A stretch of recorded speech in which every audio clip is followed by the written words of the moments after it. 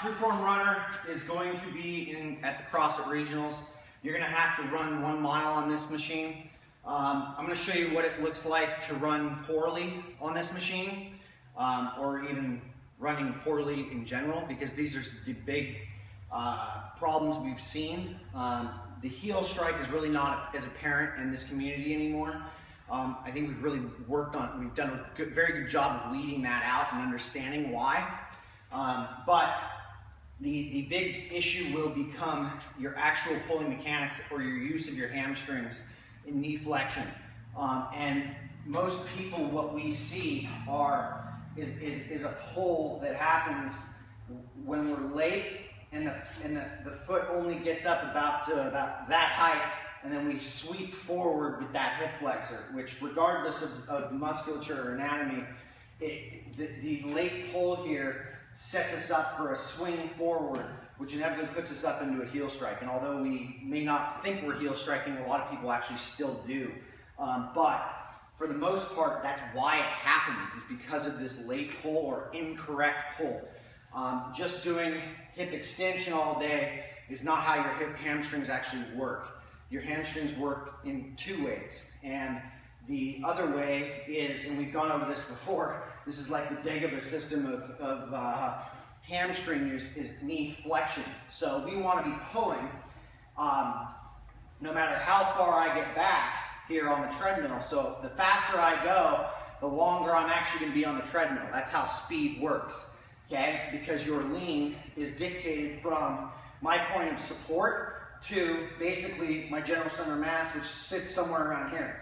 And no matter how far back I get, I've got to get that foot to pull underneath here, okay? So as I get, no matter how far, it works like that.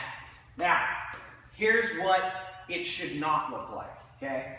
And this is what we see with a lot of people, and I'm overextended right now. My foot's trailing behind me, and I'm out in front. I just felt the heel strike on the end there. It's terrible, it feels terrible, but unfortunately, this is what we kind of resort to with lack of understanding of mechanics. And so, the difference between that and then actually pulling correctly is I get going, and I almost feel like I can do this all day compared to what I was doing before. That's the difference between small muscle group taking over for what a large muscle group can do, or running poorly, moving poorly, versus moving efficiently, okay? Now, I posted a video yesterday of what it looks like at different speeds on this thing, and go back and watch that and try and emulate how I run on this machine like that. But one of the big things I like to do here is getting people to understand it, is if I stand and my feet are in front of me, this treadmill doesn't go anywhere, okay? And if I get my hips underneath my feet, I start to slightly move, okay? The moment my feet or my hips get forward of my feet, that's where my feet take off, okay? So the objective here is to actually get on the treadmill, get your hips forward enough where you're starting to move, and get a feel for getting forward more and more and more.